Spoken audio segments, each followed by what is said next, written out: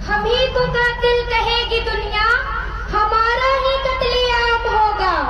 हम ही कुएं खोदते फिरेंगे, हम ही पे पानी हराम होगा।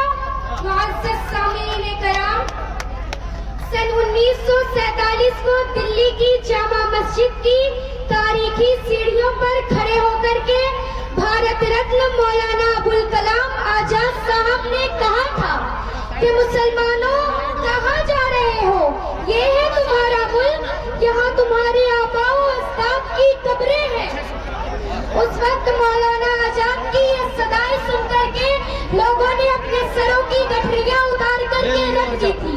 आज उसी दिल्ली में मौजूद देश की संसद में एक बिल आया है जो हमसे उसी जामा मस्जिद की सीढ़ियों के सबूत मांगेगा, जो उन्हीं सीढ़ियों के पास अपने कब्र में सोए हुए मौलवी मेरी कब्र है, किसी सरकार की जागीर नहीं है। सामीन कराम, मैं वक्फ कानूनों में किए जा रहे संविधान विरोधी बदलाव के खिलाफ बोलने के लिए खड़ी हुई हूँ।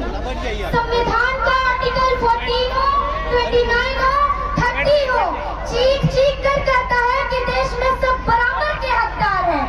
आर्टिकल 26 कहता है कि सबको अपने अपने मजहबी कामों के लिए मंदिर, मस्जिद, गिरजाघर, गुरुद्वारों का निर्माण करने का हक है और उसका रख रखाव का भी हक है। लेकिन बाबा साहेब अम्बेडकर की संविधान को हर दिन कुचलने वाली ये सरकार देश के मुसलमानों से नफरत में इतनी अंधी हो गई है कि खुलेआम देश की संसद में बैठे सरकार, मंत्री, गृह मंत्री असत्य बोलते हैं और देश को गुमराह करते हैं।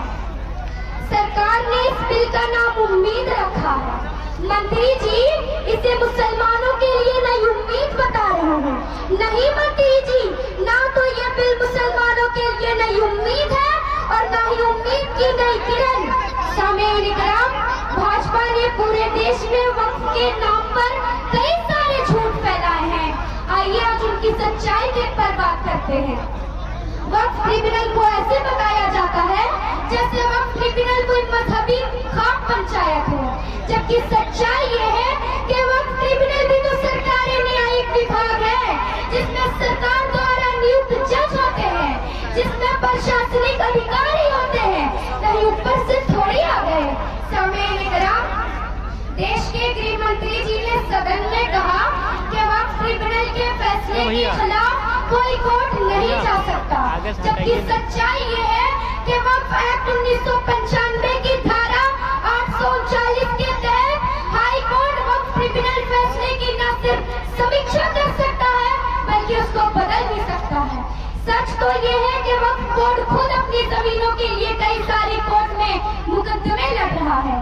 सामीन कराम, चिरागों के सफर में दबदबा हुआ आंधियों का तो फिर अंजाम जुल्मत के सिवा कुछ भी नहीं होगा। ये दुनिया नफरतों की आखिरी स्टेज पर है, इलाज इसका मोहब्बत के सिवा कुछ भी नहीं। धार्मिक कामों के लिए डोनेट किया है तो हम भी तो इसी देश के नागरिक हैं, तो वक्फ की जमीनें भी तो इसी देश की जमीनें हैं, उनको पराया क्यों बोलते हैं आप? सामीन कराम, अशफाकुल्लाह खान जब फैजाबाद की जेल में फांसी के फंदे पर झूल रहे थे तो इसी देश की जमीन के लिए झूल रहे थे ना। अंडमान की जेल में काला पानी की सजा काटकर अपनी जान देने वाले मौलाना फजल हक खैराबादी हो या शेर खान अफरीदी हो, वो भी तो इसी जमीन के लिए अपनी जान दे रहा था ना। पाकिस्तान के खिलाफ लड़ते हुए अपनी जान देने वाले महावीर चक्र विजेता ब्रिगेडियर उस्मान हो या पाकिस्तान के बैटल टैंक उड़ाने वाला परमवीर चक्रवीर अब्दुल हमीद हो, वो भी तो इसी जमीन के लिए अपनी जान दे रहा था ना। मैं सरकार से बस इतना कहना चाहती हूँ कि हमसे हमारी इबादत गाहें तो मत छीनिए ना, हमारी घरों में बुलडोजर तो मत चलाइए ना, हमें हमारी कब्रों में तो सुकून से सोने दीजिए ना। कि सरफरोशी की